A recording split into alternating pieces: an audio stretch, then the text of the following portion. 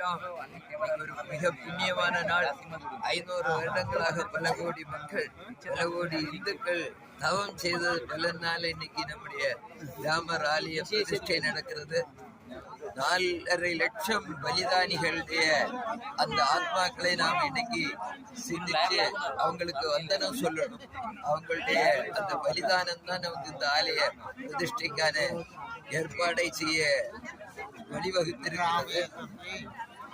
இந்த ராமர் நம்முடைய பாரத நாட்டுடைய லட்சிய புருஷர், ஒரு உதாரண புருஷன். எப்படி வாழணும், ஒரு ஹிந்து எப்படி வாழணும்ன்றத ராமபிரான் நமக்கு காண்பிச்சிருக்கார். இந்த ஒரு நல்ல நாள்ல உலகத்தில் உள்ள அத்தனை இந்துக்களும் ரொம்ப மகிழ்ச்சியா இந்த நிகழ்வு எல்லாம் பார்த்துட்டு இருக்காங்க.